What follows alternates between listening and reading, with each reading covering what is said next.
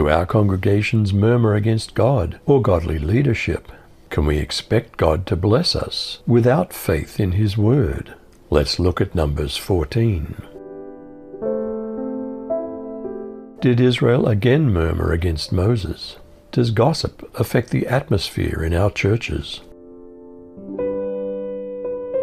All the congregation lifted up their voice and cried, and the people wept that night. All the children of Israel murmured against Moses and against Aaron. The whole congregation said to them, "We wish that we died in the land of Egypt, or that we died in this wilderness. Why does Yahweh bring us to this land? To fall by the sword? Our wives and our little ones will be captured or killed. Wouldn't it be better for us to return to Egypt?" They said to one another. "Let's choose a leader and let's return to Egypt." Of the original 12 scouts, who were the only faithful 2? Then Moses and Aaron fell on their faces before the assembled Israelite community. But Joshua, Nun's son, and Caleb, Jephunneh's son, from those who had explored the land, tore their clothes and said to the entire Israelite community, "The land we crossed through to explore is an exceptionally good land.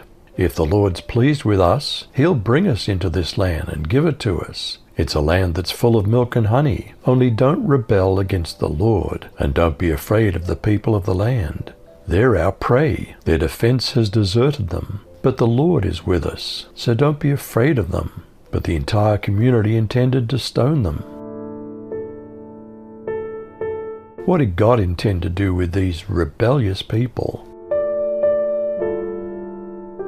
But just then the Lord appeared in a cloud at the sacred tent. The Lord said to Moses, "I've done great things for these people, and they still reject me by refusing to believe in my power. So they will no longer be my people. I'll destroy them, but I'll make you the ancestor of a nation even stronger than theirs." What did Moses pray on behalf of the nation of Israel?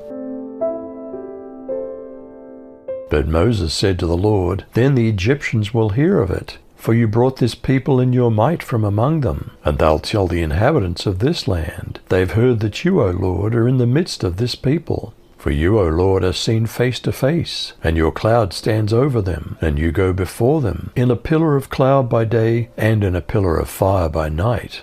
Now if you kill this people as one man, then the nations who have heard your fame will say, 'It's because the Lord was not able to bring this people into the land that He swore to give them, that He's killed them in the wilderness. And now, please let the power of the Lord be great, as you've promised, saying, The Lord is slow to anger and abounding in steadfast love, forgiving iniquity and transgression. But He'll by no means clear the guilty, visiting the iniquity of the fathers on the children to the 3rd and 4th generation. Please pardon the iniquity of this people, according to the greatness of your steadfast love, just as you've forgiven this people from Egypt until now." How did God respond to Moses' prayer on behalf of His people? Will God still reward those who follow Him completely, like Caleb? The Lord responded, "I've pardoned them as you requested. Yet as surely as I live, and as the whole earth is filled with the Lord's glory, none of the men who've seen my glory and the signs I performed in Egypt and in the wilderness, and have tested me these 10 times, and did not obey me, will ever see the land I swore to give their fathers. None of those who have despised me will see it. But since my servant Caleb has a different spirit and has followed me completely, I'll bring him into the land where he's gone, and his descendants will inherit it. Since the Amalekites and Canaanites are living in the lowlands, turn back tomorrow and head for the wilderness in the direction of the Red Sea." Is our church a wicked assembly of complainers? Could that keep us from the eternal promised land? Then the Lord told Moses and Aaron, "How long will this wicked assembly keep complaining about me? I've heard the complaints of the Israelis, that they've been murmuring against me. So tell them that as long as I live, consider this to be an oracle from the Lord.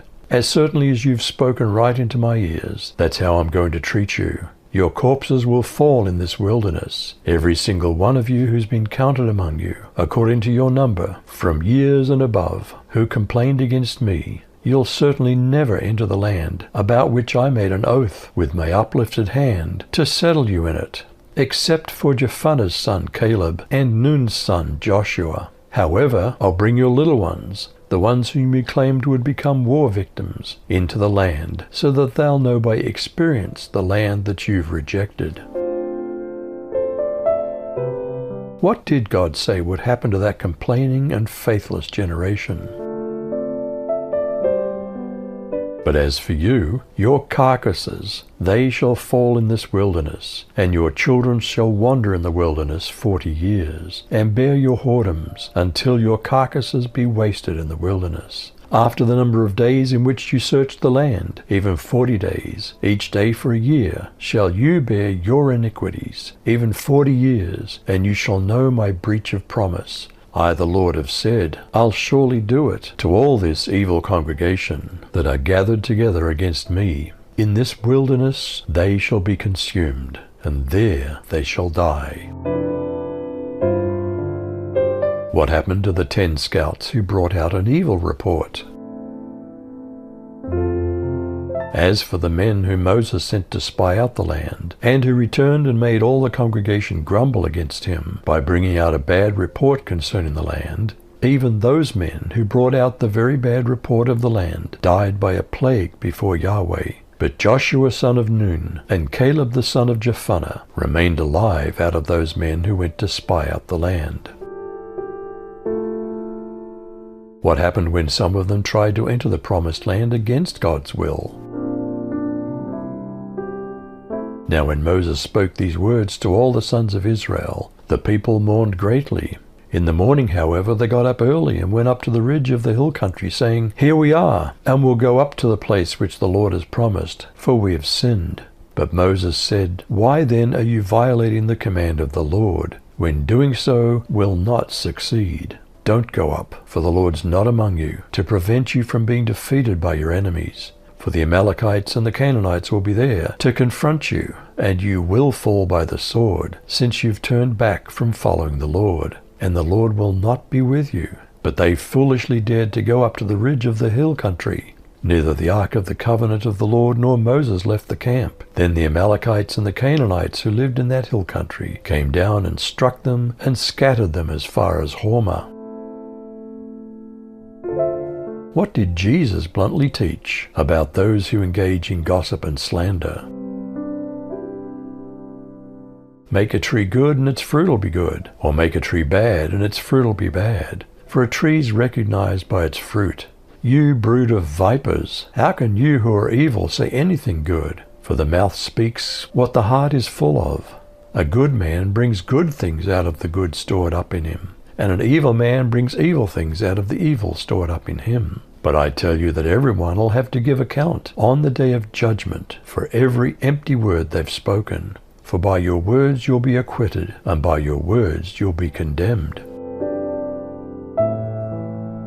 Do our congregations murmur against God or godly leadership? Can we expect God to bless us without faith in His word? You decide.